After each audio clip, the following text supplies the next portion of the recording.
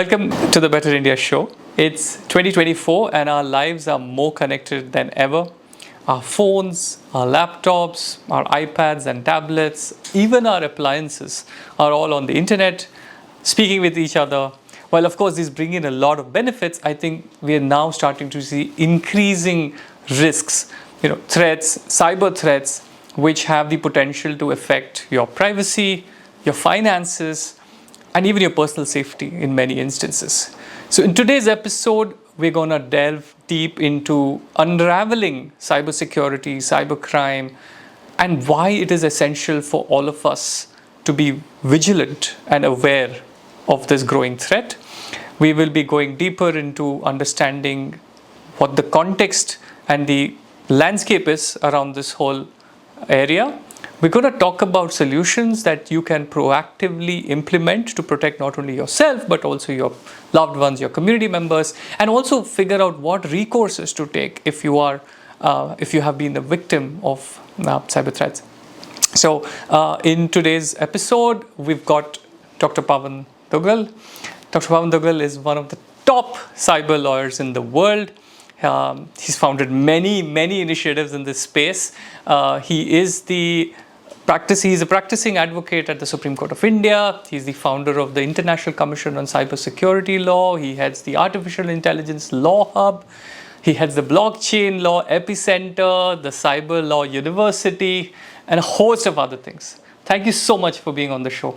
Thank you for inviting me to be on your show. It's a pleasure. Dr. Pavan, before we get started, I'd love for you to give us a background about your life, your career, and specifically touch upon what led you to move into this whole area of cybersecurity. Well, life is a very strange kind of a phenomenon. You plan something, something else happens. Mine is a similar case. I did my history honors from St. Stephen's College, topped the university, went on to do law, and I had the impression that I'm going to go into normal civil and corporate law. So come 1988, and I joined the profession after doing my 3 years of law. And I thought this is my only space. But very quickly I started realizing maybe there's some vacuum I'm not able to address. I was doing matters, I was doing stuff, but maybe I was not enjoying. So I started looking at things around.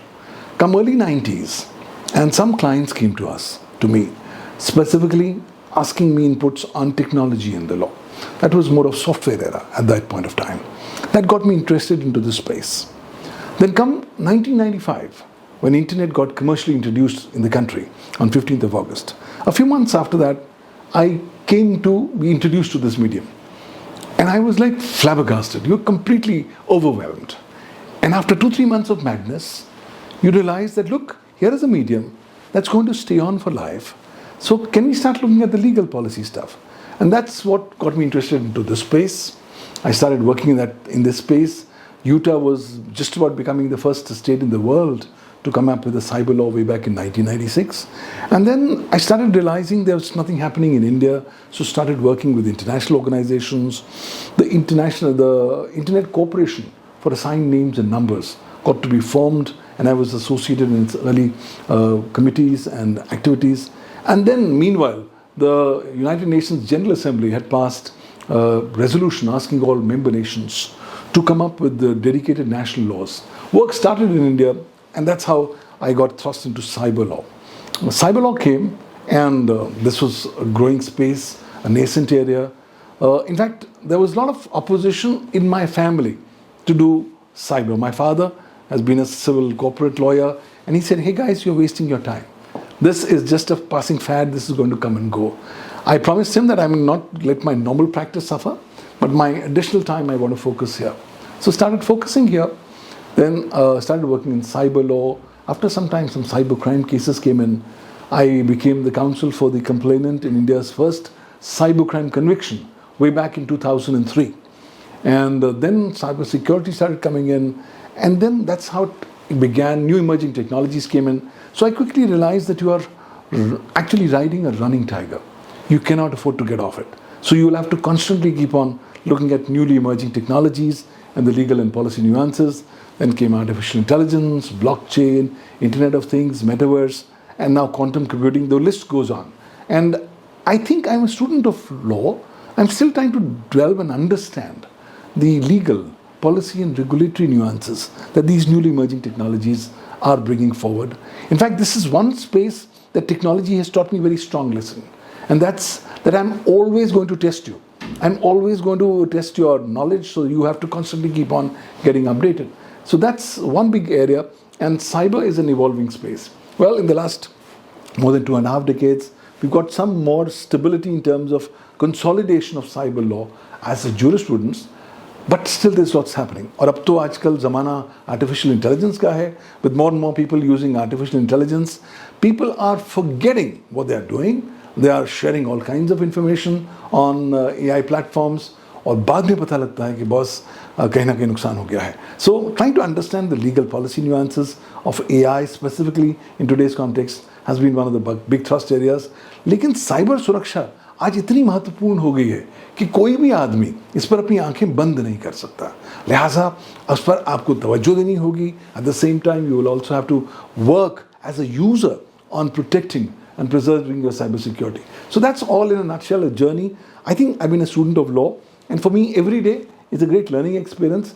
Every 8 hours I sleep, and by the time I wake up with a sense of uneasiness. Why? Because in the last 8 hours that I was asleep, the world was moving so quickly, and trying to catch up as to what's happening becomes a big challenge.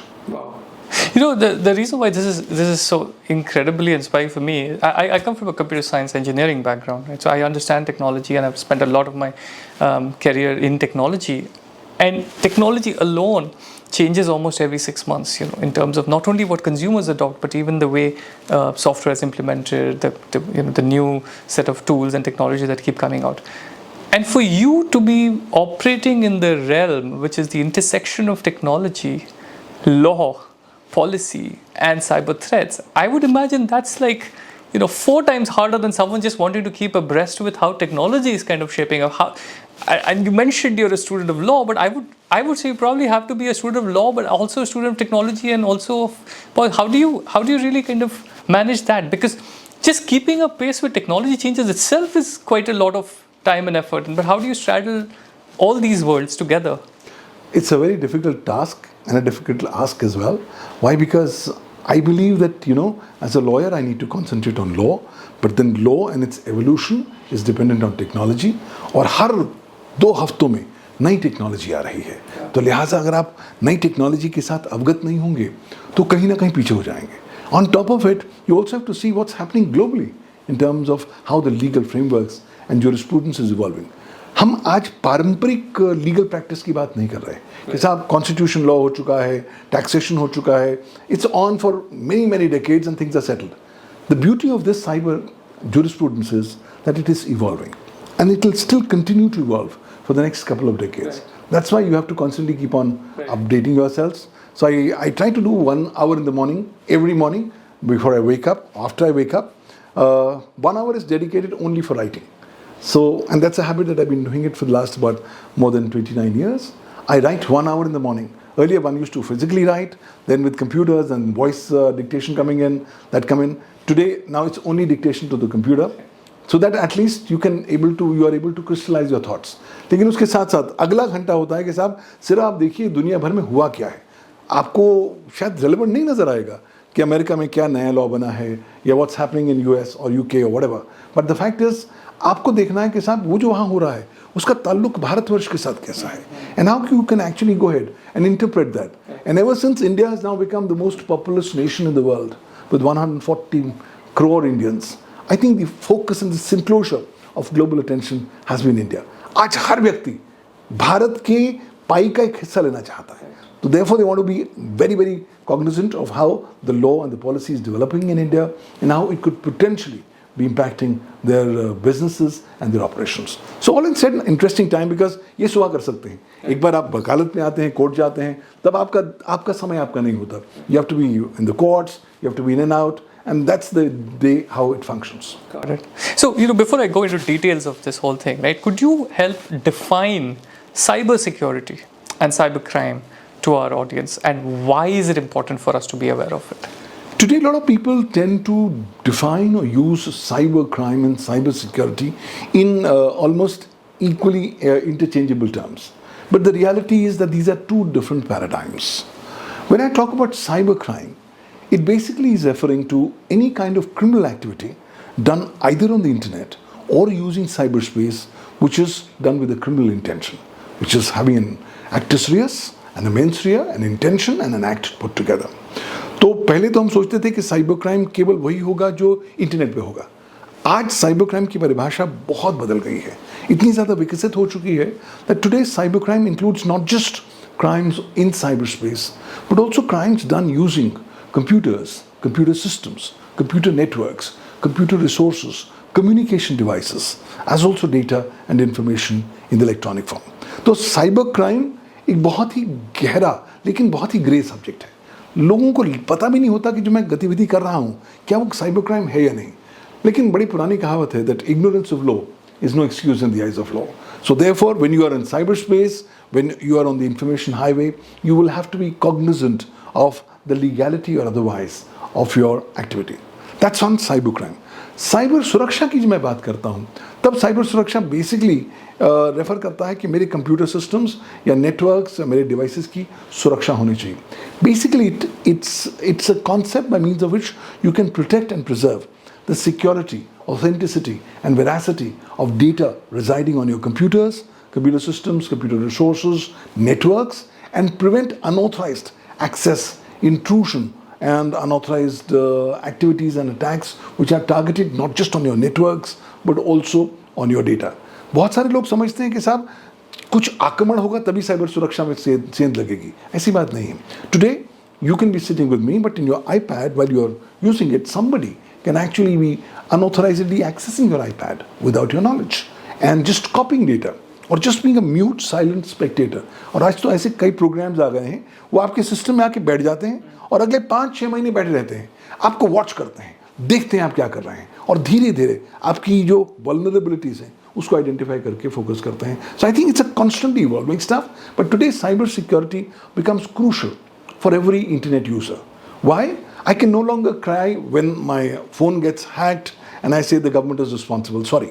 If I am not being responsible when I'm using my phone or device in terms of protecting its cyber security, then I think I have no reason to complain to other ones. But yes, at least people need to be aware. तभी लोगों में जागरूकता फैलाना अत्यंत आवश्यक हो जाता है ताकि एटलीस्ट उनको पता तो लग जाए कि साहब मैंने फ़ोन तो लेटेस्ट ले लिया है लेकिन उसकी सुरक्षा के लिए मैं क्या कर रहा हूँ. So a lot needs to be done there. Which actually leads me to the next obvious question for me is that what is the current state of cybersecurity in India? And who, according to you, are the most vulnerable groups? Because a lot of the thinking with common citizens is that data needs to be secure, and all of that is relevant to organizations, not really me. I'm happy to give my data everywhere. So, what according to you is the status of cybersecurity? Where are we in the spectrum of?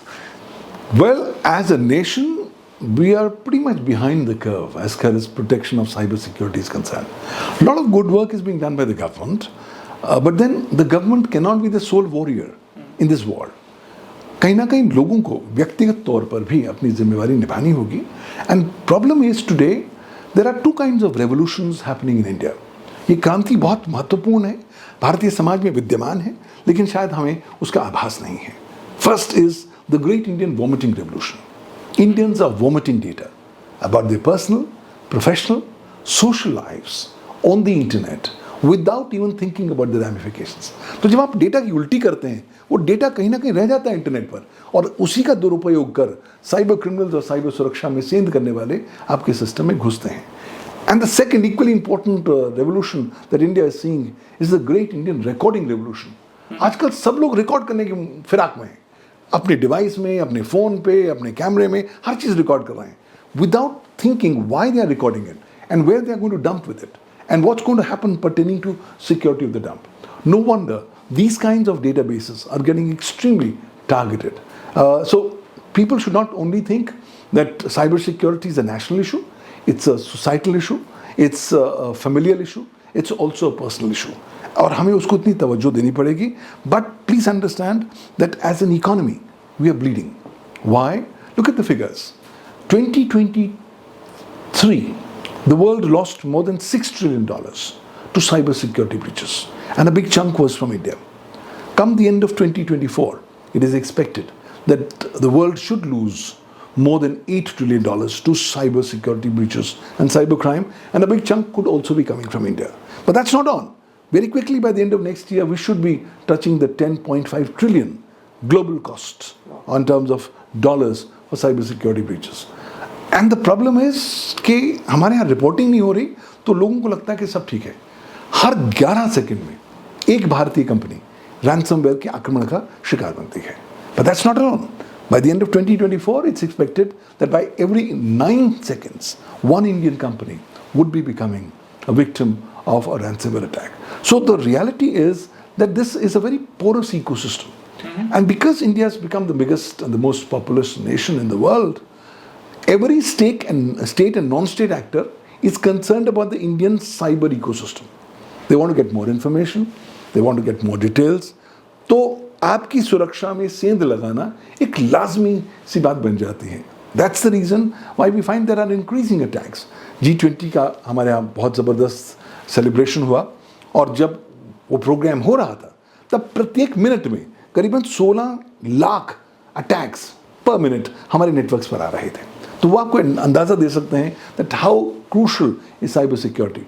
The government has done a lot of good work. For example, they have now the National Nodal Agency on Cyber Security, being the Computer Emergency Response Team of India, which is doing a remarkable job in terms of identifying the emerging computer emergencies and the viri, computer contaminant, malwares and spywares that are targeting the Indian network.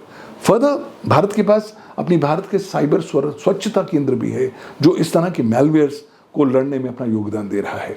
But ultimately, while the government is doing a lot, and now every government department needs to have a CISO or a Chief Information Security Officer, लेकिन government alone सारी चीज़ नहीं कर सकती. Individuals have to play an equally important role, and that's why I think more sensitization about the growing need, importance and significance of cybersecurity and the need for people to be aware of contributing to cybersecurity will have to be of paramount significance. Got it. And you know, at the individual level, the two things that you mentioned, which is the great Indian vomiting revolution, the way you put it, where people are just, dumping data everywhere. And the second one was the great Indian recording revolution. A lot of individuals would just ask, like, hey, I don't have any financial data, let's say, on my phone. I'm taking photos and recording things, and how much harm can it really do to me? Fantastic. Let me give you a small incident. It was the end of the second phase of COVID-19. People were sick and tired. So this couple in the NCR region wanted to get out. तो उन्होंने decide किया कि चलो हम लोग vacation के लिए मनाली चलते हैं. But they had never been to Manali. तो सोशल मीडिया पे गए, लोगों से पूछा, बॉस हम मनाली जाना चाह रहे हैं, 8 दिन का हमारा काम है, आप बताइए कहाँ कहाँ जाएं. So people gave various suggestions, what to eat, what to see, what to stop by. उन्होंने एक डिसीजन लिया, वो ये कि चलिए हम जब से शुरू करेंगे हर घंटा हम एक वीडियो लॉग शुरू करेंगे और हम ब्रॉडकास्ट करेंगे सोशल मीडिया पे कि हम कहाँ कहाँ जा रहे हैं. So every hour they will keep on posting photographs from their smartphones, videos from their smartphones onto the internet. And they were clueless. They said, this is most wonderful stuff. After 8 days when they come back, they realize that their entire house has been burgled upon. There's not a single valuable that's been left. क्योंकि जब वो सारी चीज़ें broadcast कर रहे थे तो चोर भी उनको देख रहे थे. और जब आप स्मार्टफोन से अपनी तस्वीर अपलोड कर रहे हैं बिना उसके मेटा डेटा को हटाए हुए, तो आप लोगों को ब्रॉडकास्ट करके बता रहे हैं कि साहब मेरा लैटिट्यूड लॉन्गिट्यूड ये रहा, मैं यहाँ पे खड़ा हूँ, आपने जो करना है कर लो. तो no wonder today if people are without scrubbing their smartphone photographs, uploading the same online, they are virtually going in the direction of an invitation to disaster. So people have to quickly realize that just because there are nobody does not mean that they cannot be made a victim. आज problem क्या है? We all entered into this called the data economy phase, where data has become the new oil of the data economy. तो आज आपके ऊपर इतना महत्व नहीं है कि आप इंसान हैं. आप पर ज़्यादा तवज्जो इसलिए है कि आप एक डेटा एंटिटी हैं. Because I am as a data entity, constantly generating data, broadcasting data, transmitting data, this is the data that companies, that organizations and that state and non-state actors want to be more aware of. और उसी data के लिए आपको target करते हैं. अगर आपकी ये बात होती है कि साहब मैं स्पेशल हूँगा और तभी मुझे टारगेट किया जाएगा, then how is it that the lay people are losing so much of money? I mean, जो आदमी रिक्शा चला रहा है उसके भी पैसे खाली हो रहे हैं उसके अकाउंट से, क्योंकि वो शायद केयरफुल नहीं हो रहा. And you have the creme de la creme, the most educated people, they are losing money. The other day I just got a case where a client has lost 3.19 crore rupees in a unique case of a kind of a digital arrest, where he was put under digital arrest and put under immense fear and panic. Actually problem क्या हुई है कि कोविड-19 में दो elements हम लोगों की जिंदगी का हिस्सा बन गए. एक था फियर और दूसरा था पैनिक. आज साइबर क्रिमिनल्स ने फियर और पैनिक को वेपनाइज कर दिया है. So the moment they put you into fear and panic, they are done. Why? Because then you are going to sing like a canary. You are going to give your entire details and you will voluntarily walk into this web of cybercrime. So लोगों को ये नहीं समझना चाहिए कि साहब मैं बहुत इंपॉर्टेंट हूँ और तभी मुझे अटैक किया जाएगा. सॉरी, आप साधारण हैं, सामान्य हैं, इसलिए आपको अटैक किया जाएगा. And today everybody is a target. Right. I actually believe that there are two kinds of people in the world. One, who know that they have become a victim of cybercrime, and two, who do not know that they have become a victim of cybercrime. So it's dependent on which category of this classification are you following on, you will have to realize. Right. But clearly, post-COVID-19, a new paradigm has begun. I call it the great new cyber world order. This is a new world order that's emerged post-COVID-19, which has got some three most significant elements. Number one, henceforth, cybercrime will be a daily, lifelong companion for us. That's the first major learning of this new cyber world order. The second big learning is that cybersecurity breaches are the new normal. They will be with us and we will no longer be surprised. And the third is that states are going to become very powerful. तो अगर cyber सुरक्षा की सेंध है, cyber crime हम लोगों की ज़िंदगी का हिस्सा बनने वाले हैं और सरकारें बहुत ज़्यादा पावरफुल होने वाली हैं, तो मुझे लगता है कहीं ना कहीं लोगों को अपनी मानसिकता को बदलना होगा, बहुत ध्यान से अपने डेटा का संरक्षण करना होगा.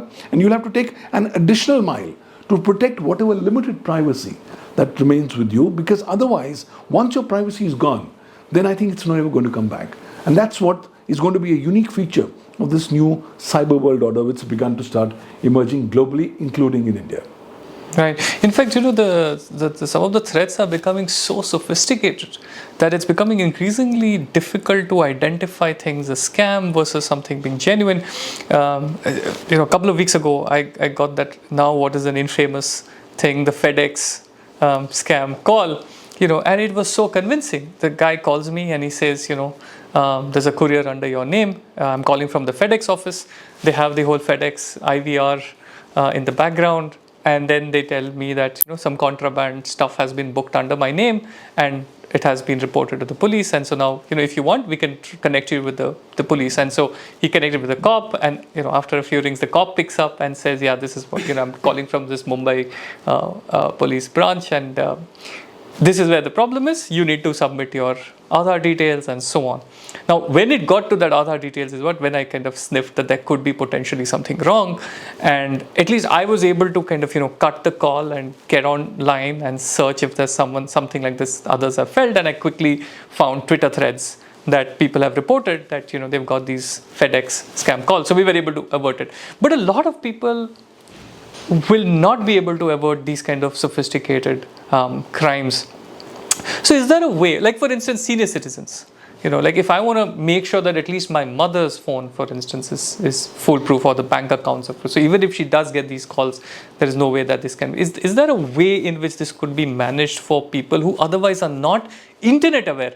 They're device aware because they know how to use a phone, they know how to record and use WhatsApp, but they're really not sort of technology aware, right, in terms of how their bank accounts could be compromised and so on. For that vulnerable group, is there a way that folks who can help them can set up any sort of guardrails? Well, first and foremost, there are no magical formulas in this regard. But having said that, it's going to do a yeoman's service to the senior citizen community if they start using a feature phone as compared to a smartphone. दिक्कत क्या होती है, लोगों को लगता है कि महंगा फ़ोन है, स्मार्ट है, इसलिए बहुत बढ़िया है, हम लेते हैं. लोग ये भूल जाते हैं कि जब आपका स्मार्टफोन नॉर्मल फ़ोन नहीं है, वो एक ब्रॉडकास्टिंग स्टेशन है. वो कॉन्स्टेंटली आपके डेटा एकत्रित कर रहा है और बाहर भेज रहा है. So consequently if the older people are not sensitized about how their device becomes a handle for them to become cybercrime, that becomes the first big problem. Also, when you are in this old age, you feel slightly anxious. Obviously, you have slogged your entire life, you have a lifelong savings to actually safeguard. But then most of these people are today either living in a isolated environment or in a slightly depression environment. The families, the traditional great Indian family, is slowly withering away. And consequently, it's now isolated units that are emerging. In this scenario, the potentiality of these senior citizens being made targets are very, very high. और आजकल तो ये drug वाला जो segment है बहुत ही ज़्यादा popular हो गया है, और क्योंकि बुजुर्गों को लगता है अच्छा भाई मेरा आधार मिसयूज़ हुआ कैसे, मुझे बताइए. एक बार आपने उनको घबरा दिया, कहानी खत्म. उसके बाद then they will keep on doing whatever they want to do. And now this new phenomenon is also being increasingly coinciding with a new phenomenon called digital arrest. पहले तो ये होता था कि साहब आपको फ़ोन आएगा कि आपकी पार्सल में ड्रग्स मिले हैं, आप घबरा जाएंगे और आपसे पैसे मांगेंगे, आप पैसे देंगे. अब वो कहते हैं कि साहब ड्रग्स भी मिले, आप यहीं बैठे रहिए, आप हिलेंगे नहीं, you will not move, you will not talk to anybody in your family, you will not make any calls, we are monitoring you from the remote, we have teams monitoring you outside. So they put the people in such mortal fear that they end up doing whatever the cyber criminals want them to do. So I think the only way to make this vulnerable section more prepared is to sensitize them, creating more capacity building and awareness. हम ये ना सोचें बुजुर्ग हैं तो उनको क्या सिखाने की ज़रूरत है. सॉरी, ये बुजुर्ग हैं, इनके पास ज़िंदगी का ज़्यादा एक्सपीरियंस है हमारे संबंध में. But we can definitely sensitize them that this is what they should do, they should not do. So getting on feature phones is a great starting point. जहाँ तक हो सके अगर बड़े बुजुर्ग स्मार्टफोन लेना ही चाहते हैं तो मेरा ये हिदायत निवेदन होगा कि वो अपने स्मार्टफोन पर इंटरनेट बैंकिंग सेवाएं न लें. क्यों? क्योंकि अगर आप इंटरनेट बैंकिंग को सिक्योर कर लेंगे काफ़ी हद तक, then you will be more safe. Now when you are in that age, you are dependent on someone. I've seen cases where these old couple have said, you know, can you please help me transfer this money? And little do they realize, once they give their phone to a stranger, that's the end of the story, because the stranger with malicious intentions could be inserting certain programs or could be just copying their credentials and stuff like that. So that's the only one way. Also, they have to be told that cybercrime will be increasingly targeting them. Let's prepare them mentally. तो एक बार उन्हें बता दिया जाए कि cyber crime का जो विकराल स्वरूप है वो हम सबके समक्ष आ चुका है, तब वो एटलीस्ट थोड़े ज़्यादा तैयार हो जाएंगे. और ये जनरेशन ऐसी वल्नरेबल सेक्शन ज़रूर है, लेकिन क्योंकि उनके पास ज़िंदगी का तजुर्बा है, अगर आप उन्हें सेंसिटाइज करेंगे तो वो डेडिकेटेडली अपने आप को प्रोटेक्ट करने की दिशा में अग्रसर हो जाएंगे. But for that I think appropriate capacity building is required to be done by the government, by the private sector, by the families. Problem क्या है कि आज फैमिली में किसी के पास टाइम ही नहीं है. Today, if I have a grandmother or a great grandfather or whatever, I don't have time. Or people are saying, well, hold on, let me get a new phone, give it to them, and that's the end of the matter. I think the time has come where we'll have to start giving more time to the elder generation to make them more aware, more wanted, more secure, and more resilient. Right. And I think that's a great idea, that if we could eliminate at the source itself, like not use a smartphone but use a feature phone, or if you want to use a smartphone, just eliminate all the banking apps and all the financial apps, then at least that's one layer of security that we could bring in. But awareness is definitely the key in helping them understand this, which, you know, the levels of sophistication that I was talking about, right? And now with the whole advent of artificial intelligence and this whole thing around deep fakes, where you're seeing people talking and speaking in their own voices, and it's so difficult to distinguish between what is original and what is not. How are you seeing this trend now evolve, and how big is this going to be in terms of, you know, causing damage to society? I think let me begin by giving you a case. In the NCR region, there's a couple. They have a 6-year-old daughter. This couple is a working couple. And this 6-year-old daughter is picked up every morning by the school van from the gate. तो एक दिन सुबह 7 बजे बच्ची को van ले जाती है और 8 बजे फादर को कॉल आता है. Call is from a kidnapper.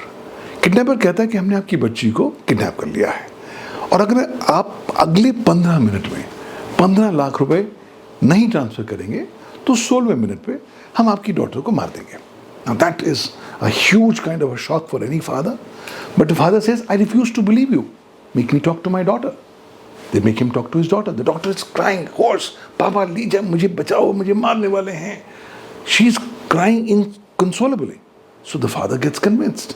The father keeps on negotiating. Boss, मेरे पास इतने पैसे नहीं हैं. आप थोड़े पैसे कम करें.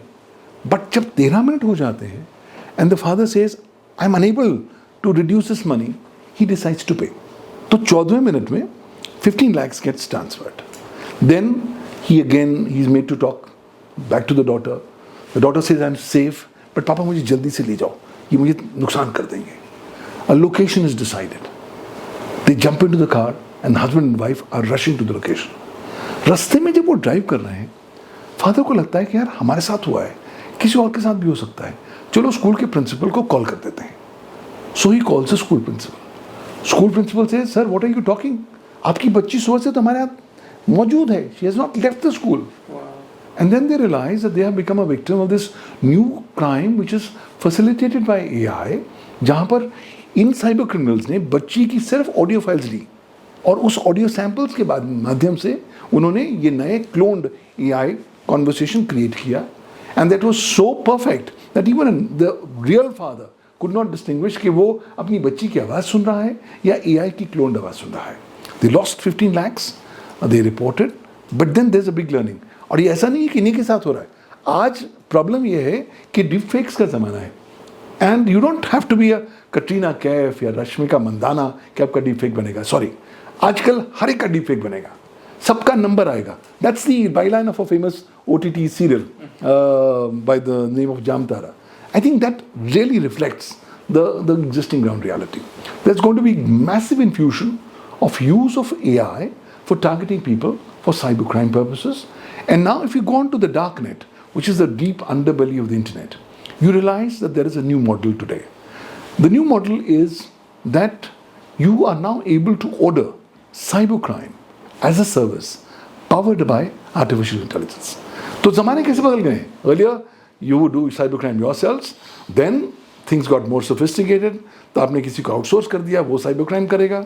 Now the third ज़माना is that boss, आपने cybercrime करना है, आपने आउटसोर्स किया, आउटसोर्सर कहता है कि साहब मैं खुद नहीं करूँगा, मैं AI से कराऊँगा. क्यों?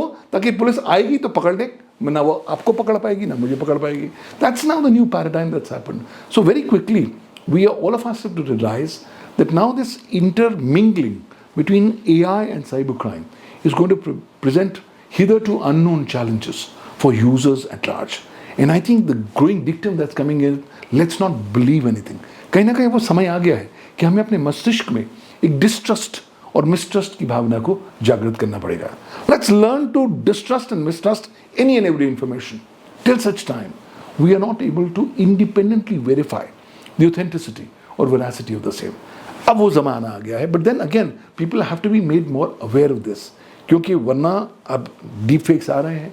If the Prime Minister of the country can complain that there is a deep fake of a video showing him dancing a Garba dance, which is factually inaccurate, then you can quickly realize how big the problem is and how every lay users have to now increasingly start getting more ready that they are going to be targeted with these kinds of emerging AI crimes and cyber crimes.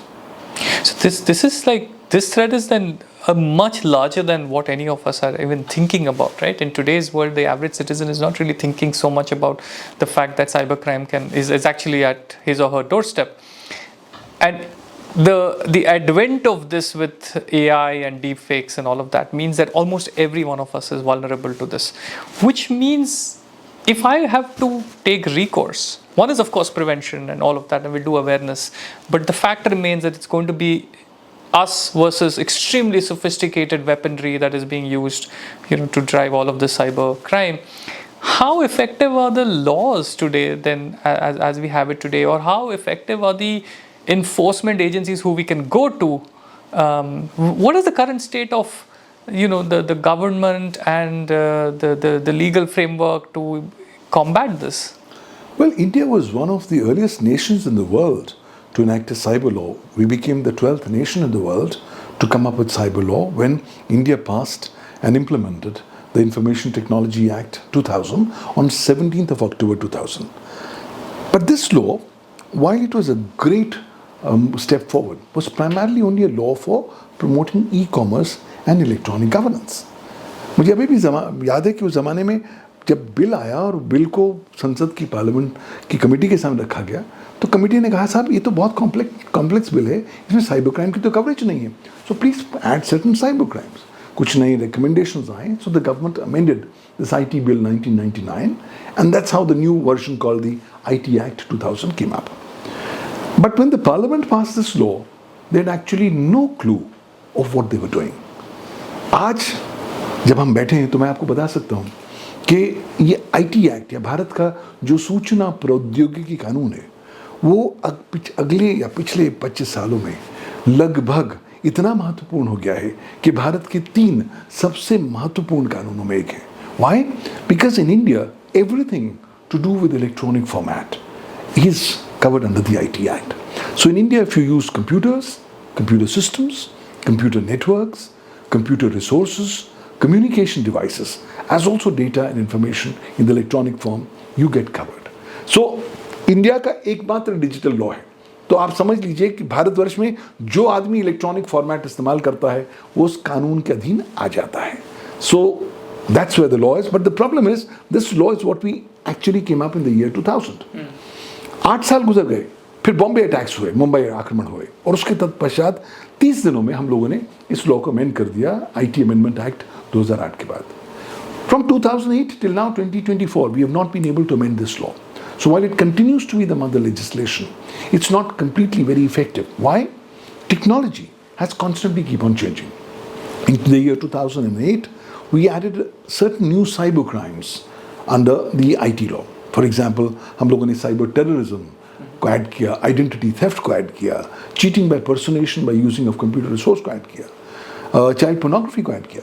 लेकिन उसके तत्पश्चात ये चीज़ें बहुत ज़्यादा बदलती जा रही हैं.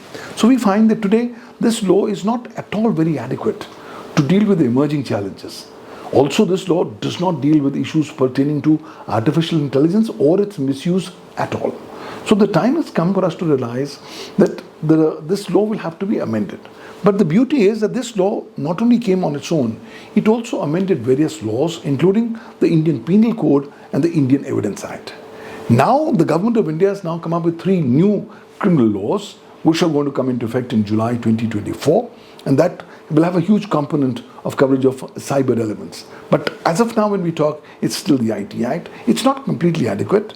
It's not very comprehensive in terms of its coverage on cyber crimes.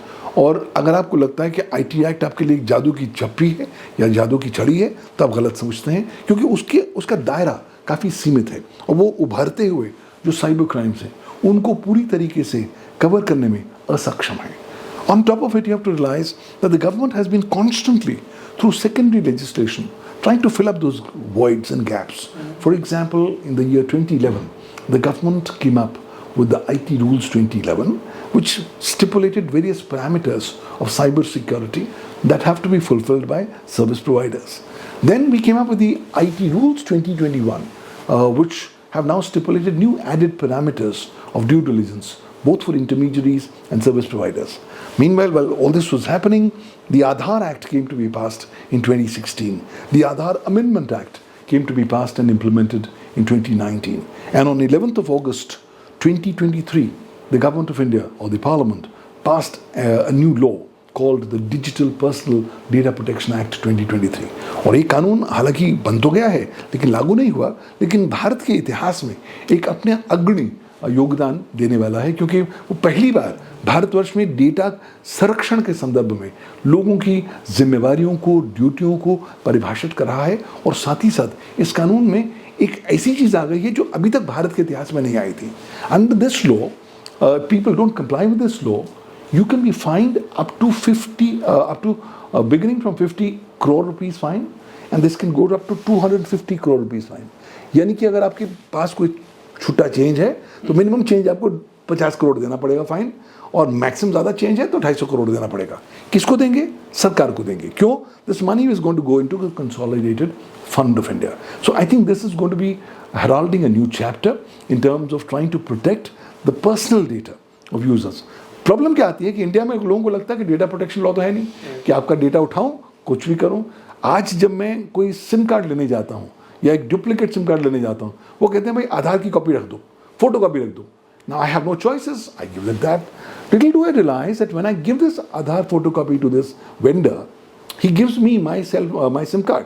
But once I'm gone, I have no clarity of how many times more this Aadhaar number photocopy is going to be misused for issuing other SIM cards for duplicate, fraudulent or criminal purposes. So therefore, there's a huge ecosystem that's developed where data is being traded left, right and center, including personal data, including sensitive personal data. So while the legal frameworks and the secondary legislation have tried to deal with these challenges, the reality is that India is finding कि बहुत gaps अभी भी हैं.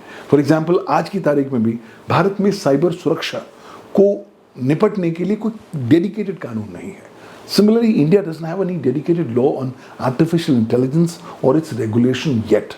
The new Digital Personal Data Protection Act, once it comes up, hopefully is going to help create more order in this data economy, and it's going to force companies and data processors to be more duly diligent and compliant when they are handling or processing personal data.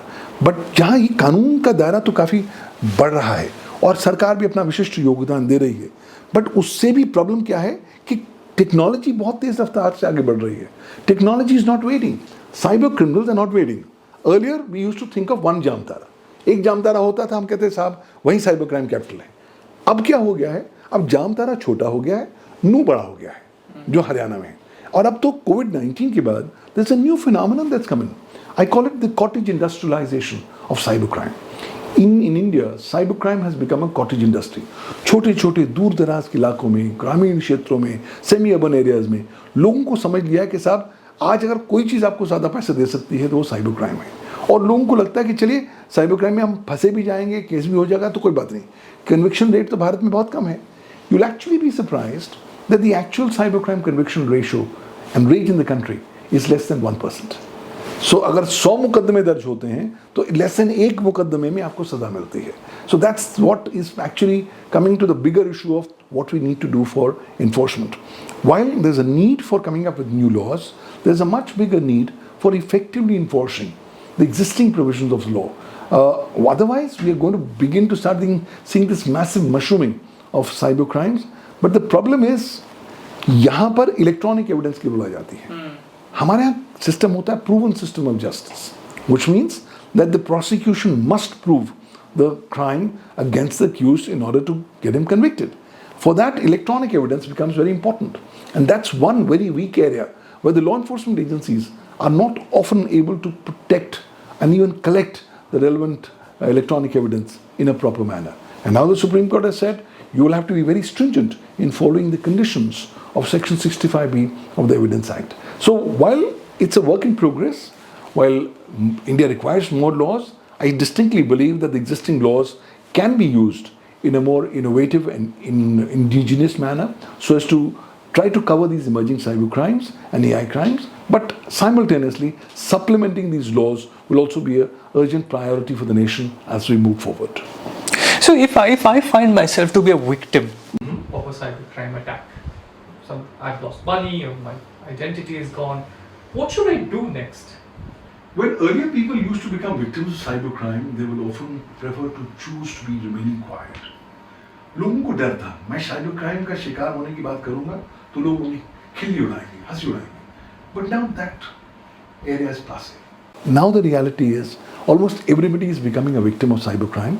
Therefore, once you become a victim of cybercrime, the first promise that you have to make to yourself is that I will not remain quiet. I'll not go into the dark unsaid. I will have to report. And that's a one big problem. Till today, even now, we are finding that under-reporting of cybercrime is the biggest challenge that we have. कुछ साल पहले मेरी law firm ने एक सर्वे किया. हम लोगों ने पाया कि साहब भारतवर्ष में साइबर क्राइम के केसेस में कितनी रिपोर्टिंग होती है. तो उसमें हमने पाया कि साहब उस ज़माने में अगर 500 साइबर क्राइम के केसेस होते हैं तो उसमें 50 ही रिपोर्ट होते हैं और उनमें से केवल एक केस में FIR दर्ज होती है. And I think that these are very highly conservative figures even by those standards. Today, it's like a complete manifestation of cybercrime almost in every sector of human activity and endeavor.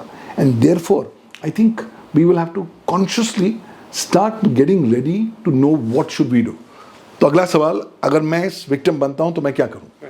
पहली बात, चुप नहीं बैठूं. दूसरी बात, I must report. कहाँ report करें?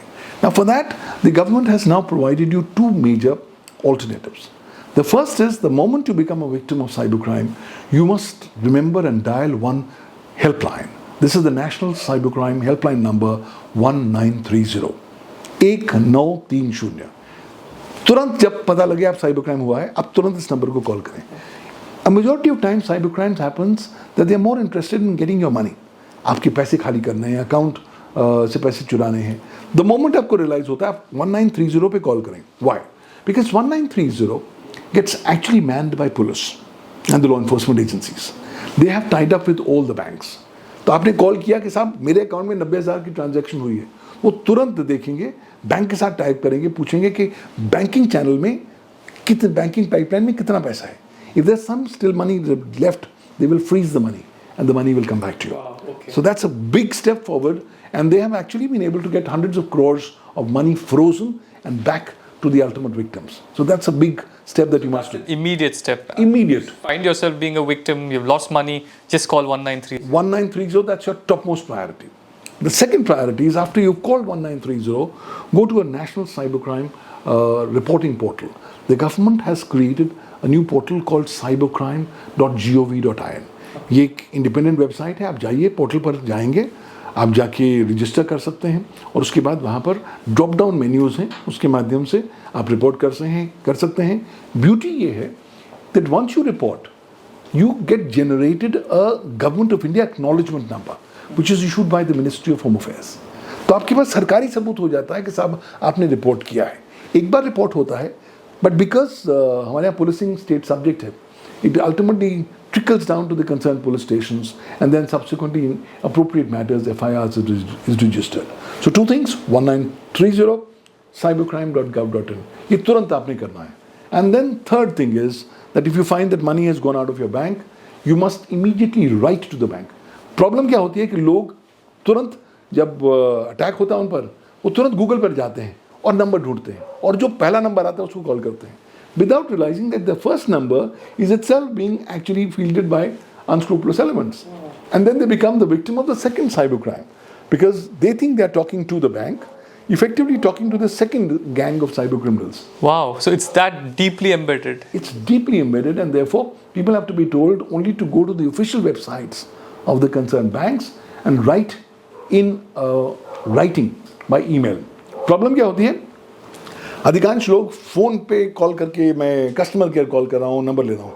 Problem है कि अधिकांश केसेस में कस्टमर केयर में आपको नंबर ही नहीं मिलता. They don't give you an acknowledgement number और a complaint number, and most of the time the people land up losing that golden time frame. That's what's important. Once you start doing it, then you go back and see, where has it happened? Where did I commit my mistake? And how can I be more careful in the coming times? So in a scenario like this, right? Like if I were to prevent this, because clearly this is going to kind of just keep increasing. So are there like some top 4 or 5 signs that I need to look out for, which can at least indicate to me that this could be a potential threat or a scam? Is there anything at all as a framework that I could look at? There are a number of signals that keep coming up. You need to just have a keen eye to identify the signals. The first thing is, if something is appearing too good to be true, then the reality is there's something wrong with that. कोई आपको इतना मन लुभावना offer देता है कि आपको लगता है कि मेरी तो भाग खुल गए, मेरे खजाने खुल गए, तो वो पहला संकेत है कि बॉस आप साइबर क्राइम की दिशा में जा रहे हैं, ये कहीं ना कहीं झोल है. Second thing, when somebody puts you into fear and panic, that's a second alarm signal. You should not respond. The best thing is disconnect. Phone पे कॉल आया है, फोन बंद कर दीजिए. ईमेल आया है, ईमेल को रिस्पॉन्ड ना करिए. Once you disconnect with the communication, then to a large extent you can potentially be saved from becoming a victim of cybercrime. Third, never share information. The moment कोई आपसे आपकी personal जानकारी मांग रहा है, तो वो आपकी घंटी बजनी शुरू हो जानी चाहिए कि साहब ये गड़बड़ हो रही है. Why should somebody ask me? Now, उस दिन की बात है कि I got this case. This gentleman, who's about 65 years old, He's in one of the metropolitan cities in India. Retired हैं, उन्हें फ़ोन कॉल आता है कि साहब हम रिजर्व बैंक ऑफ इंडिया से बोल रहे हैं और हमने डिसाइड किया कि हम आपको 50 लाख रुपए का इनाम देंगे, बट उसके लिए आपको रजिस्ट्रेशन करनी है और आपको मिनिमम 11,000 रुपये आप रजिस्ट्रेशन फ़ी देनी है. He ended up paying 11,000. After the 11,000 came the second demand for processing fee, this time for about 45,000. He still gave 45,000. The next demand came for a subsequent level of scrutiny, which required a couple of lakhs. That's where he realized that he was actually being made a victim of cybercrime. So the bottom line is कि अगर कोई आपसे पैसे मांग रहा है तो गड़बड़ वाली बात है, क्योंकि सरकार आपके घर पे आके पैसे नहीं मांगती. पुलिस अपनी वर्दी में आके आपको वीडियो कॉल नहीं करती कि साहब आपके यहाँ काउंटरबैंड मिला है या ड्रग्स मिले हैं. Learn to realize that these are big signals that we have to look at. Also, we should not keep our doors and windows open when we are in cyberspace. We must learn to share information on a need to know basis. ये जो vomiting of information की हम बात कर रहे हैं वो कहीं ना कहीं हमको रुकनी पड़ेगी, क्योंकि आगे एक बार आपने वॉमिट करके दे दिया तो फिर इंडिकेशन है कि आप साइबर क्राइम के शिकार होंगे. And finally, if somebody is asking your sensitive personal data pertaining to your bank, Aadhaar number, your PAN card number, or some money details, that's sure shot indication that this is a wrongful financial transaction you're entering into. Please disconnect. Let's remember that tomorrow there will be a new day. तो लोगों को समझना है कि panic में नहीं डालना है. आजकल होता क्या है ना, I get this number of these complaints. People get these calls in the morning कि आपकी बिजली आज रात को 9 बजे काट दी जाएगी. क्यों? क्योंकि आपने बिजली का बिल तो दिया नहीं है. लोग घबरा जाते हैं, वो कहते हैं कहाँ लिंक बताइए, लिंक पे क्लिक करते हैं, and you realise that they become again a victim of phishing attacks. Now again you will have to be realising कि कहीं ना कहीं हमें अपने आप को डिस्टेंस करना पड़ेगा कि अगर आपको लग रहा है कुछ भी गड़बड़ है, डिस्कनेक्ट, टेक 2 steps बैकवर्ड्स, और एक बात रियलाइज करें, कल फिर भी सुबह होगी, सूरज कल फिर भी उगेगा. तो अगर आप इसमें से जितनी जल्दी बाहर आ जाएंगे आप अपने आप को सुरक्षित करेंगे. And no, I think that's a great point. And if I were to kind of distill this as knowledge to the youth who are actually, we spoke about senior citizens and we said, look, the best way is to eliminate as much exposure of their digital devices to the internet. But you're increasingly seeing young children getting onto the whole internet bandwagon. There are, of course, a lot of benefits because a lot of online learning, which, post-COVID, we realized that everyone who needed to have a mobile device to continue their education and schooling. And those became entry points to get into a lot of other avenues like social media, sharing, pictures and videos and so on. How, as a parent, how should I be cognizant of this? And what are the sort of limitations or rules that I should follow, especially in allowing a child to have access to a device? That's a very difficult question because today's parents are helpless, to say the least. Why?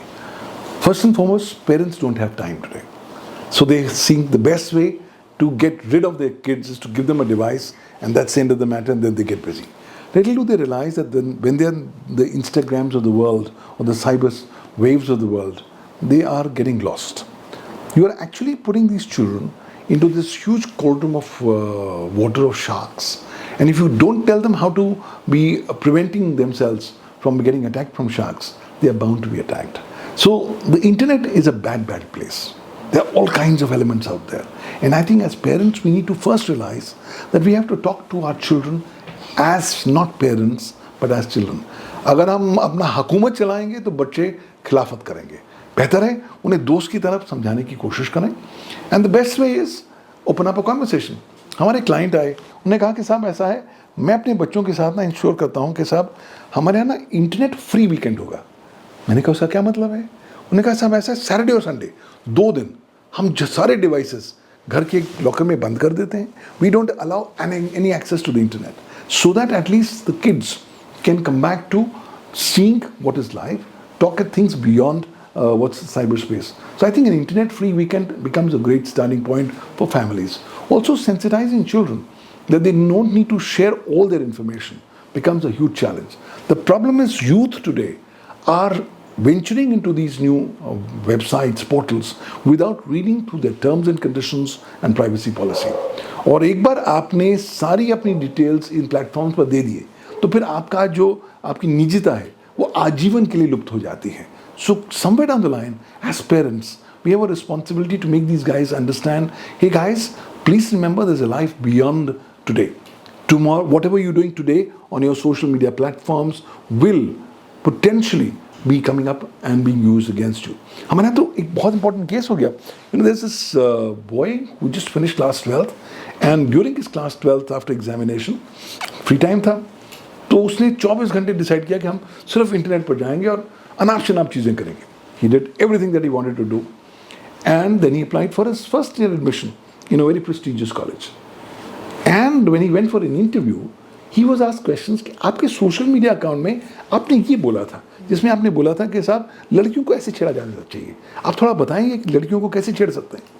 Now that is the time that the boy came to have a sense of realization कि मैंने कुछ loose stock कहाँ लिखी, उसका इस्तेमाल कहाँ होने लग गया. And the reality is today, before you go for an interview, any person is going to first Google you, is going to first look at your social media handle.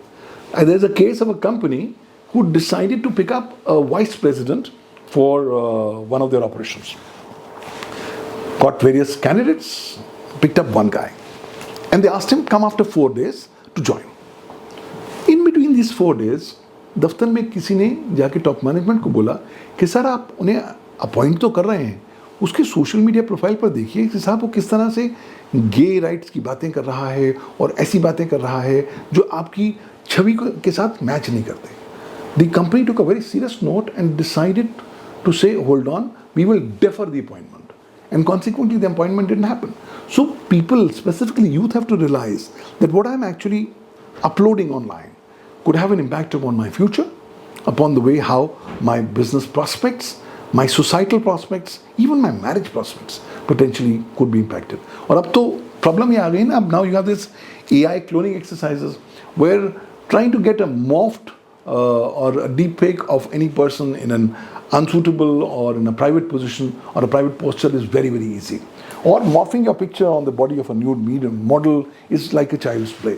So जब इस तरह की चीज़ें हो रही हैं तो I think youth को समझना होगा कि you will have to only share information on a need to know basis. But वो आपकी बात तब सुनेंगे जब आप दोस्त की तरह बात करेंगे.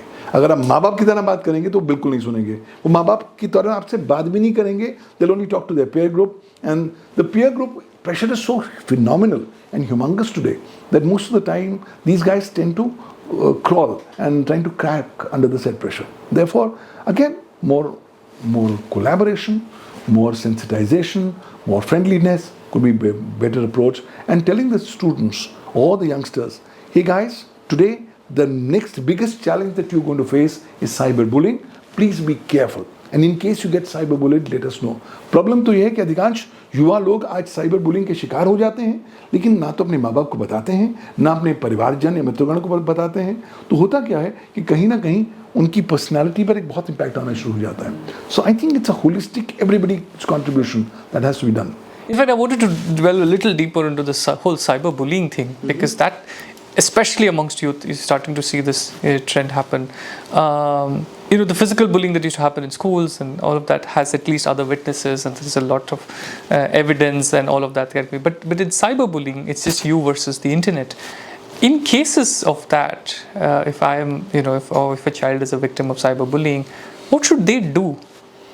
First and foremost, they need to recognize the fact that they have become a victim of cyberbullying. Today, cyberbullying is the number one challenge that education institutions in India is facing. Other challenges are coming much, much below. Cyberbullying has become so predominant. और उसका reason भी है, India में ना लोगों को भड़ास निकालने की आदत है. भड़ास कैसे निकलेगी? चलिए cyberbullying से निकलेगी. And people somehow get a feeling कि भाई cyberbullying में कभी conviction तो होनी नहीं, क्या होगा? तो मुझे आप कैसे पकड़ेंगे? And today, students, specifically children and youngsters, have started creating false accounts, fake accounts. And they start using these technologies like virtual private networks so that they can mask their internet protocol addresses so that it becomes even more difficult for the law enforcement to reach out to them. Yes, a number of these big players have, and the platform owners have now anti-bullying strategies and approaches. They have the ability that you can report. But we have to quickly remember that a number of these platforms are not located in India. ये लोग America में हैं, तो अगर आप report भी करते हैं तो अधिकांश तौर पर आपको उस तरह का स्पॉन्टेनियस क्विक रिप्लाई नहीं मिलता जितनी आपकी उम्मीद होती है. And problem is this looking at cyber bullying from the perspective of US community standards. लेकिन जो भारत का सामाजिक दृष्टिकोण है वो अमेरिका के सामाजिक दृष्टिकोण से बहुत भिन्न है. लेकिन अभी ये कंपनी फिलहाल अब इस तरह की बात समझती नहीं है, तो अक्सर चुनौती होती है आइडेंटिफाई करने के लिए कि साइबर बुलिंग है कर कौन रहा है, साइबर बुली कौन है, and how do we actually reach out to him. Today the problem is educational institutions are washing their hands off. These guys are saying that's a private problem. There was a case. Here is a girl who's into second year of college और उसको बुली किया जा रहा है online. और जब वो college में पढ़ रही है, क्लासेस अटेंड कर रही है, क्लासेस के दरमियान उसको मैसेज आ रहा है, आप ये इस वक्त क्लास में यहाँ बैठे हो, तुमने ऐसे रंग की चुन्नी पहनी है, तुम ऐसे दिखोगी वैसे दिखोगी. अनाप शनाप मैसेज आने शुरू हो गए.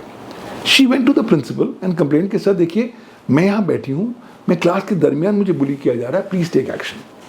प्रिंसिपल ने कहा सॉरी ये तो जो काम है आप इंटरनेट पे कर रहे हैं, आप कॉलेज में तो कर नहीं रहे हैं, तो हम इसके लिए कुछ नहीं कर सकते, आप पुलिस जाना चाहिए. Now I think institutions will have to be more sensitive towards the victims of cyberbullying. You can't just wash your hands off. Fortunately, cyberbullying can be brought under the ambit of some provisions.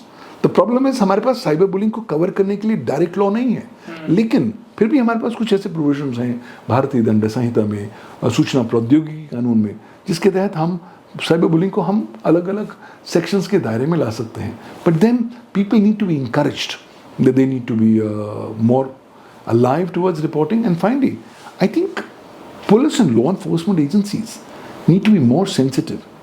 They need to be sensitized that they should be extremely sensitive how they're going to deal with cyberbullying cases. पहले आप cyberbullying के शिकार हो गए, फिर आप कहते हो जी पुलिस के पास जाओ, फिर आपको बड़ा डर के साथ मैं पुलिस के पास जाऊंगी, पुलिस मुझे फिर अरेस्ट करेगी, तो मैं डबल jeopardy करूं, क्यों करूं? So I think somewhere down the line you need to have a citizen friendly ecosystem, a sensitive approach, so that there should be a cyberbullying helpline. People should report anonymously. Fortunately, cybercrime.gov.in, the National Cybercrime Reporting Portal of the Government of India, allows you the ability to report cyberbullying in an anonymous manner without even disclosing your identity. So that's a great step forward. और हमने देखा है कि काफ़ी सारे cyberbullying के cases अब report शुरू होने हो गए हैं, लेकिन प्रॉब्लम अभी भी है कि सजाएं नहीं हो रही. जब आप अपने cyber crime conviction ratio cyber bullying के बढ़ाएंगे, तब डेटरेंट इफेक्ट समाज में आएगा. Till that time I think individuals will have to be more sensitised. Today now morphing has become so common, and in the Indian context we have a different problem. It's more a mindset issue. हमारे यहाँ भारत में ना लोगों को जुगाड़ करने की आदत बहुत है और साथ ही साथ भड़ास निकालने की भी आदत बहुत है. तो जन जुगाड़ एंड भड़ास combined together, it's a very deadly combination. तो ये लड़की है, 4था साल लॉ कर रही है out of a 5-year law course in one of the cities in South India. उसकी एक peer group है, peer group में किसी के साथ उसकी लड़ाई हो जाती है, and the peer group people say, look, we will teach her a lesson. So they pick up her photographs from one of the social media platforms, proper clothed, decent photographs, morph it on the body of a nude female model, and then published it on pornographic websites with the real name of the girl. With the result कि जब भी कोई और व्यक्ति उस लड़की के बारे में पूछेगा सर्च इंजन पर, तो ये pornographic images आनी शुरू हो गई. तो girl was flabbergasted कि मैंने कुछ ऐसा किया नहीं है. She wrote to all the service providers, she wrote to the police, nobody took any action. Finally, she was absolutely distressed, so she came in a writ petition to the Delhi High Court. And this it's a landmark judgment by the Delhi High Court. It's called X versus Union of India, जिसमें भारत के उच्च न्यायालय, दिल्ली के उच्च न्यायालय ने बहुत ज़बरदस्त गाइडलाइंस बनाई कि जब कोई लड़की साइबर बुलिंग का शिकार होती है और उसके खिलाफ अश्लील कंटेंट प्रकाशित या प्रसारित होता है, तो सर्विस प्रोवाइडर्स को क्या क्या कदम उठाने हैं उस कंटेंट को ब्लॉक करने के लिए, रिमूव करने के लिए. The beauty about this is that the high court has said that look, once the girl complains, on a cyberbullying matter or otherwise, and the complaint pertains to sexual content, then the service provider has to mandatorily remove it within 24 hours. Not just within India, but in the entire world globally. That's a huge quantum jump as far as legal jurisprudence is concerned. But that's been a great savior for all girls who have become victims of sexual assault or other kind of cyberbullying involving sexual elements. But still, I believe as we go forward, India will require dedicated laws to deal with cyberbullying, because merely having reference to indirect laws may not necessarily help. जब तक आप dedicated विशेष प्रकार के कानूनी प्रावधान cyber bullying के प्रति जो समर्पित हों उनको लेकर नहीं आएंगे, तब तक चुनौतियां लगातार बनी रहेंगी. You know, that takes me to like, especially as like sticking on to the thread of parents, we are quite conscious about the environments and the safety of our children in physical spaces, and digital spaces is this whole big anonymous blob. Do you think there should be a mandatory age requirement for a child to be allowed to go online? Fantastic question. Let me answer that question by a story. हमारे एक दोस्त हैं, उनके यहाँ एक बच्ची पैदा हुई.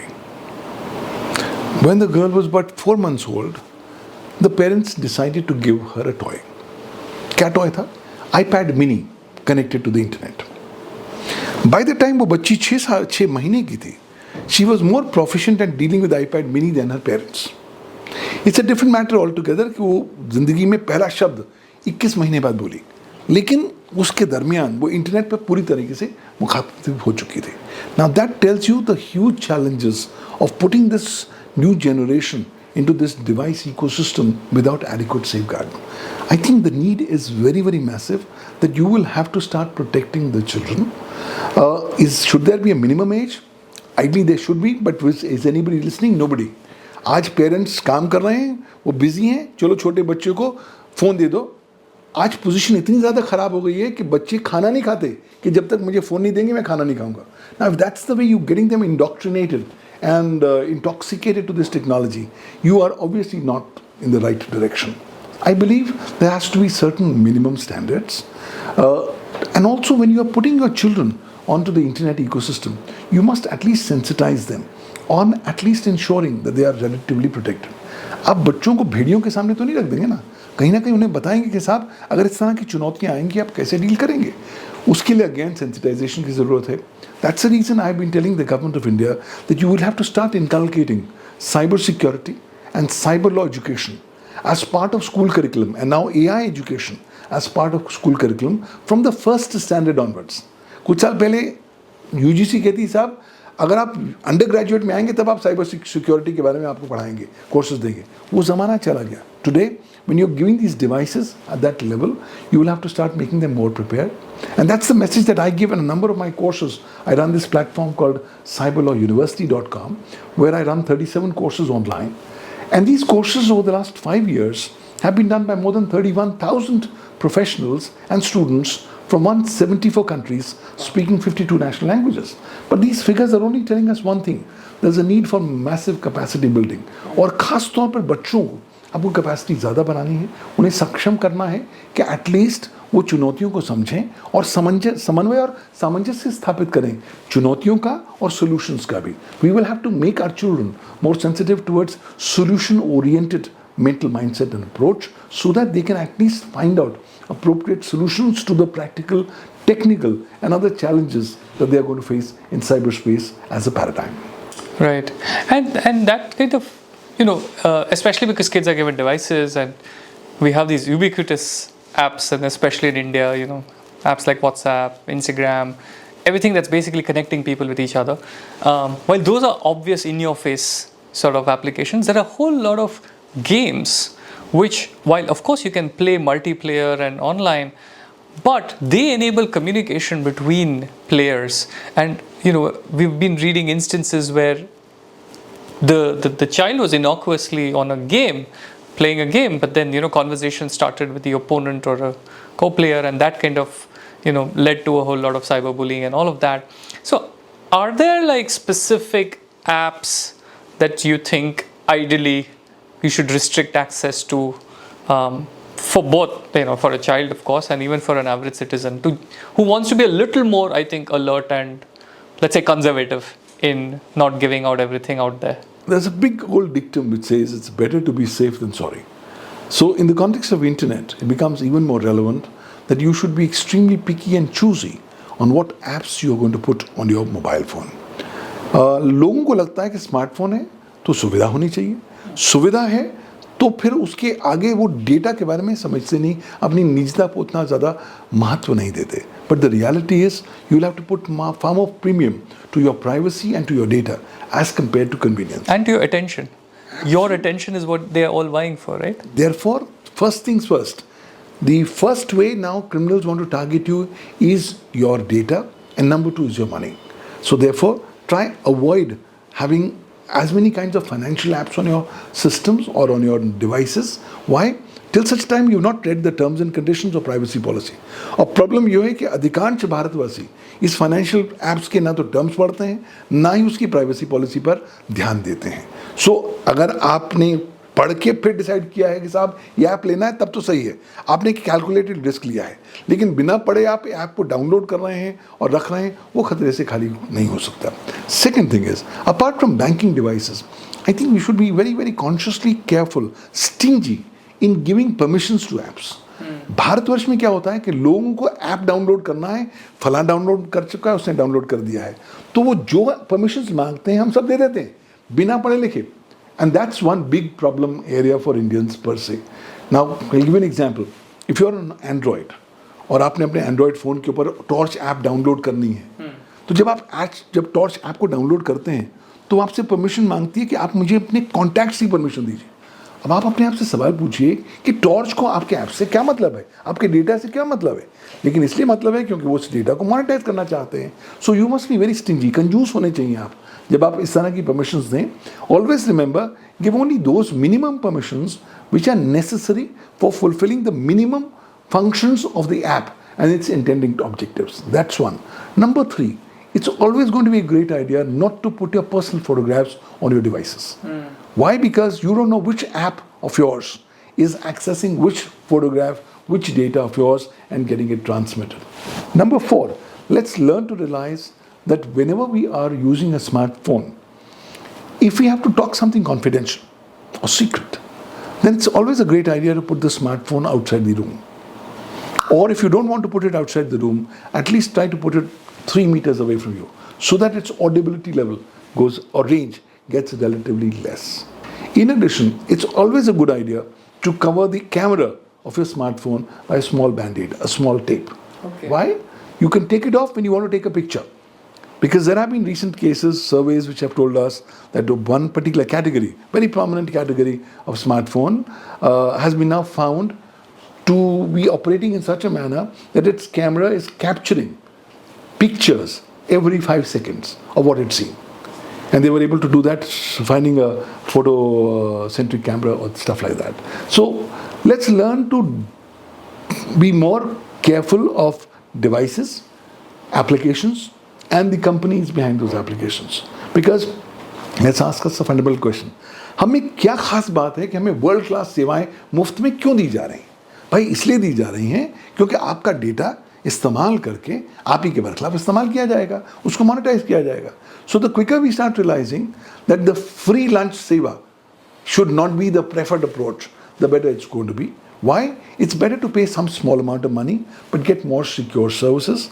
And if anything is given to you world class which is free, then you are the product. Though that is a mindset issue that I think Indians need to change. But today the still mindset is कि मुझे free क्या मिल रहा है, मैं exchange में free कैसे दे सकता हूँ. और एक बहुत महत्वपूर्ण बात, कभी भी छोटे लालच में आके अपने फ़ोन को एक्सचेंज ऑफर में एक्सचेंज मत करिए. लोगों को लगता है कि मैंने फ़ोन लिया है, मैं अपना डेटा डिलीट करता हूँ, मैं दे देता हूँ. बट एक्चुअली आपका डेटा डिलीट नहीं होता. The data still is there which can be obtained back. And till such time you are actually going to format your phone 7 times over. There are various degrees of data that will be available on your devices. And today a number of these service providers are going ahead and getting these exchange offering devices so that they can go ahead and extract data and then again monetize it in the public domain. So I think it's a big bad world everywhere. I'm not telling you कि भैया सब चीज़ छोड़ जाइए और mount Everest पर जाकर चोटी पर बैठ जाइए. मैं आपको नहीं कह रहा हूँ, मैं आपको कह रहा हूँ ध्यान से रहिए. आग चारों ओर फैली हुई है. हर दिन हर क्षण आपके सामने एक नया संघर्ष है कि मैं साइबर स्पेस में नई चुनौतियों को किस तरह से डील करूंगा. For that, I think we'll have to be mentally more careful. We'll have to change our mindsets. We'll have to also be futuristic that this internet is going to be there for the next many, many decades. And what I'm actually writing is going to be read by my grandchildren, maybe after 70, 80 years. So we need to be careful on what we publish online. लोगों को लगता है कि चलिए मैं जो कुछ कर रहा हूँ इंटरनेट पर कोई देख नहीं रहा है. I think that's a wrong approach. We have to realize every activity that I do online will have legal ramifications, and I need to be prepared for that. Therefore, it's now time that you will have to reverse your gears. You will have to be very stringent on what you want to share online. खास तौर पर अपनी personal data, अपनी personal photos तो आप किसी भी cloud पर शेयर ना करें. ये हम इस मिथ्या में मत रहें कि सब मेरी पर्सनल फोटोग्राफ्स जो हैं क्लाउड पर सुरक्षित रहेंगी. वो पहले अटैक की जाएंगी और उन्हें मोनेटाइज करने की कोशिश की जाएगी. Just be careful. Try to sensitize your mind that you have to respect your own privacy first. You have to respect your data, and you have a responsibility to your own self that you will do everything possible in your power and possession to protect your own self, your own personal privacy, and your own data privacy. I think once that comes in as a mindset, that could be a great step moving forward. But उसके लिए सारे लोगों को contribute करना पड़ेगा. आप ये overnight generation change नहीं आने वाला. आपको कैपेसिटी बिल्डिंग प्रोग्राम्स करने पड़ेंगे, सेंसिटाइजेशन करनी पड़ेगी. You have to start inculcating cyber law education, cyber security, AI education as part of school curriculum. You will have to give more hands-on experience.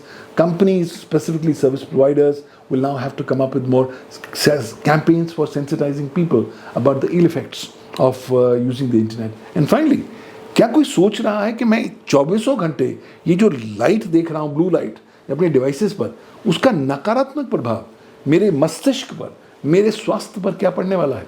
There is a recent survey which says that there will be more people who will now be suffering from Alzheimer's disease thanks to their increased exposure to the blue light and increased screen time. So therefore, I think we have a duty to our ourselves, to our family, that we should try to restrict screen time. We should try to use internet technology and now AI only as a good subservient tool. Let's not make them our master. Right. Once we start doing that, start disconnecting from the internet in order to see the holistic impact of the internet and in order to enjoy the other facilities and amenities of life per se. अगर एक balanced हम एक संतुलित approach adopt करेंगे तो काफ़ी हद तक अच्छा रहेगा. But फिर भी भाव आते रहेंगे. There will be all waves. It will be up to you how you can withstand that wave of peer pressure as you go forward. Let's learn one thing. Internet never sleeps. Internet never forgets.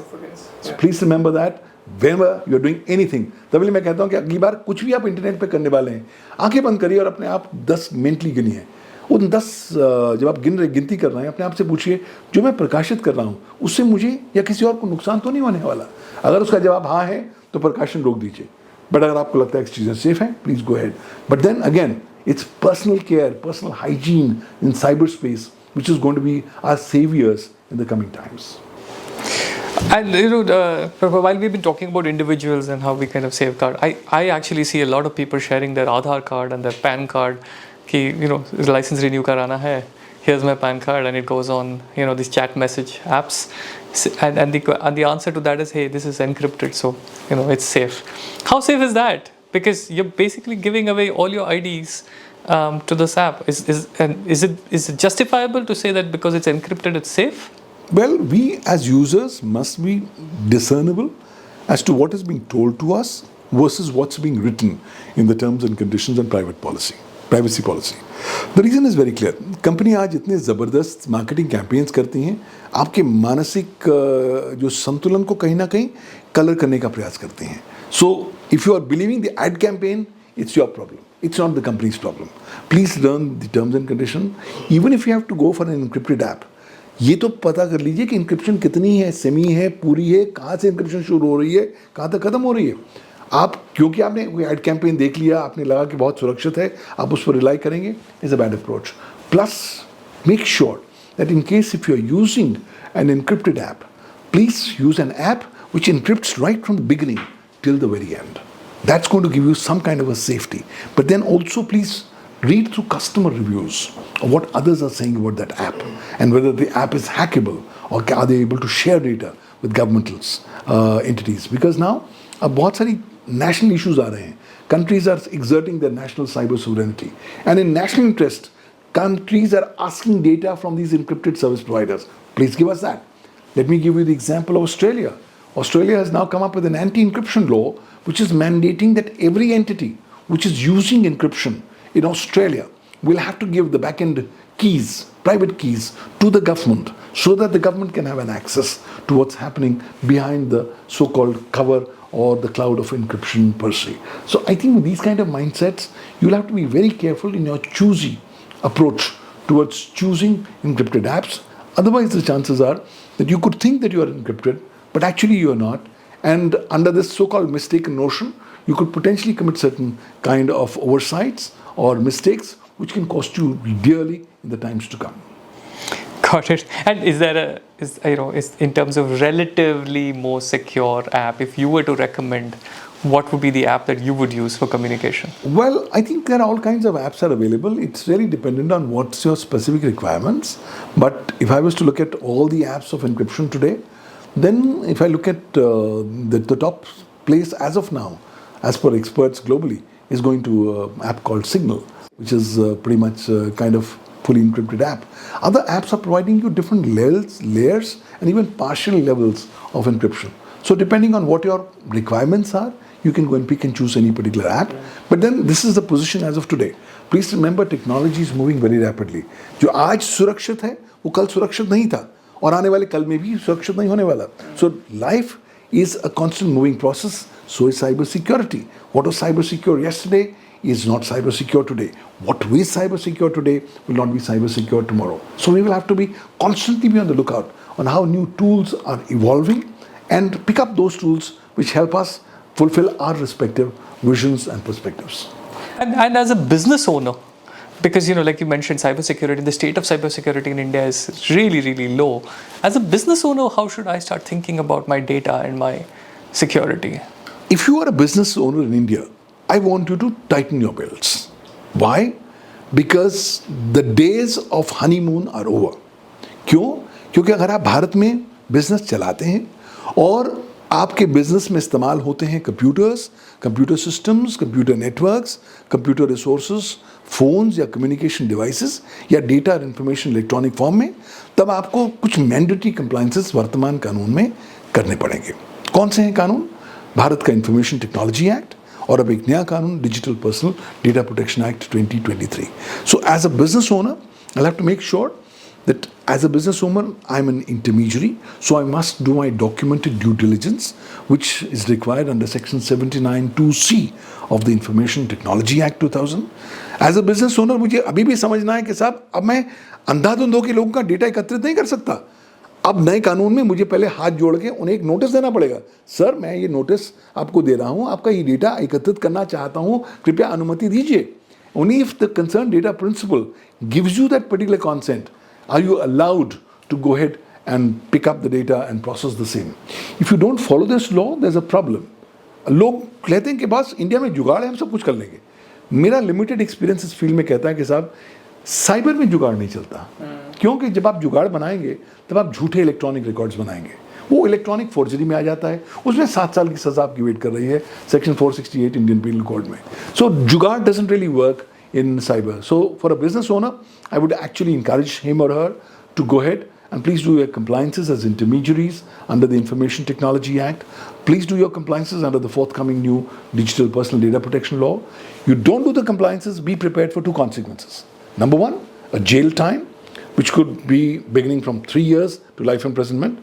तो अगर आप 3 साल से लेके आजीवन कैद के लिए आप तैयार हैं, तब कानून का पालन ना करें. और दूसरी बात, सिविल लाइबिलिटी के लिए तैयार हो जाएं. आपको मिनिमम फाइन 50 करोड़ किया जा सकता है, मैक्सिमम फाइन 250 करोड़ किया जा सकता है. अगर ये फाइन देने के लिए आप तैयार हैं, कानून का पालन बिल्कुल ना करिए, वरना अपने आप को प्रोटेक्ट करना है तो दोनों कानून के दायरे में आइए. Try to ensure due diligence and compliance, because we are living in a country which is a system of proven justice country. In our country, the justice has to be proved, right? So it's only by evidence. You will have to show कि साहब मैं business owner हूँ, मैंने कानून का पालन किया और इस तरीके से पालन किया, तब तो आप कानून के दायरे से बच जाएंगे. Years back, when we all studied Mahabharata. In the Mahabharata, there's Gita discourse. जब आप गीता सुनते हैं तो गीता का एक सेंट्रल मैसेज है. गीता में भगवान कृष्ण अर्जुन को कहते हैं, हे अर्जुन, तुम मेरी शरण में आओ और मैं तुम्हारी सुरक्षा करूंगा. ठीक यही मैसेज भारत का इंफॉर्मेशन टेक्नोलॉजी एक्ट कहता है. It tells to the entities, hey guys, come inside my parameters, comply with my provisions, and I will guarantee you two things.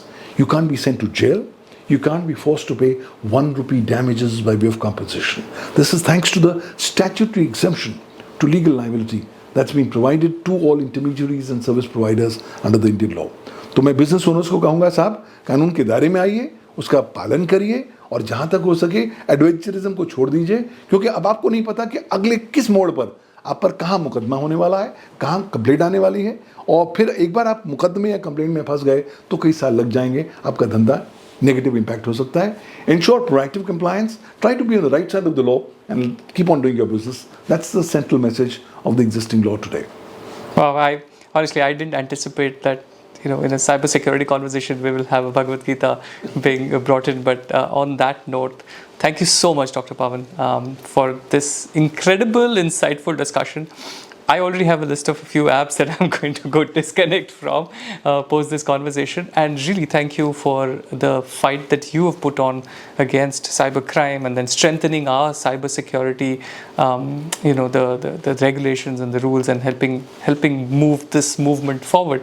So thank you so much. Thank you for giving me the opportunity to come on your podcast. It was a very enjoyable experience, and thank you for your very insightful questions, because through that questions we've been able to cover a huge gamut. But internet इतना बड़ा है ना कि हमें constantly कुछ ना कुछ और देखना पड़ेगा. But I think it's a great move. Thank you for having me on your program. Thanks. Bye bye. Thanks.